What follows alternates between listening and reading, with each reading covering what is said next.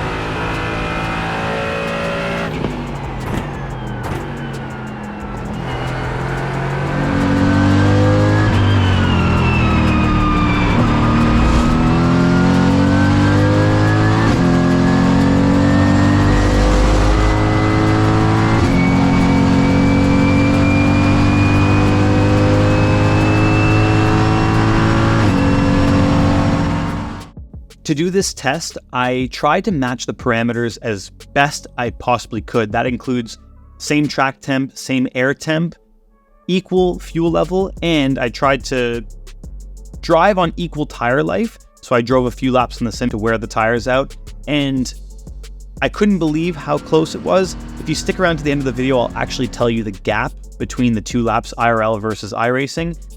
The reason I use iRacing is because I still feel like it is the most realistic simulation platform on the market today, and I can come to that conclusion based on my real-life experience driving the actual car in real life, and I just feel like there's a lot of similarities, but there also are a few differences. So let's go over where it's similar and where there's a little bit of a difference. I feel like the GT4 on iRacing is so similar in probably the most important area. That's braking. When I talk about braking, I don't just mean peak pressure. I just mean the timing of everything, the way you have to hit the brake. So we'll start with actual brake pressure, brake timing, the release, how long you spend on maximum force on your peak pressure. It's all very similar to the way the GT4 Mercedes AMG GT4 drives in real life.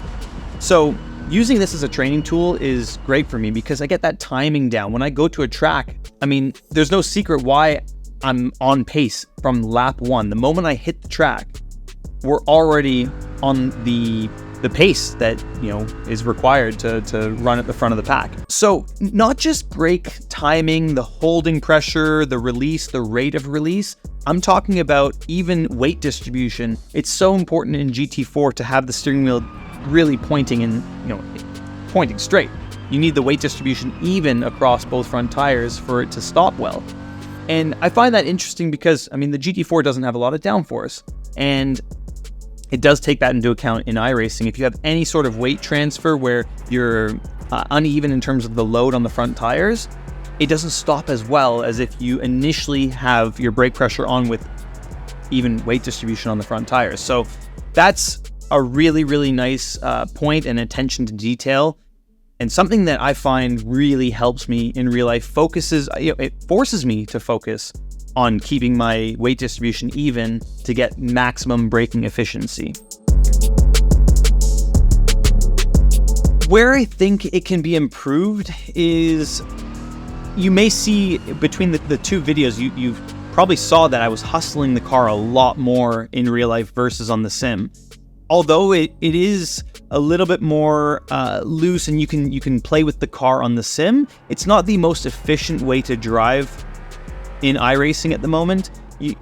And that's not a bad thing, but I would love to see it get a little bit closer to the real car where you can hustle it a little more and not overheat the tires to the point where you start losing performance. So you saw in the GT4 in real life, we're not throwing it around like crazy because that does also overheat the tires, and during a stint, you'll lose performance near the mid to end phase of your tire stint. But I do think that being able to hustle the car a little bit more on iRacing would enhance my experience and make it a little bit closer to the real car. But I mean, lap time doesn't lie, and it was insanely close. There was only a difference of 0.06 of a second between the IRL lap and the iRacing lap, with the real lap being slightly quicker than iRacing, but obviously I can't get the parameters exactly, but it just goes to show you that it is so close, and it's an amazing training tool for me to use before my races. That has to be one of the closest experiences you'll get to the real car. Indianapolis Motor Speedway, AMG GT4, they drive so much like the real thing. If you want to feel like a racing driver, fire up that combo and give it a try.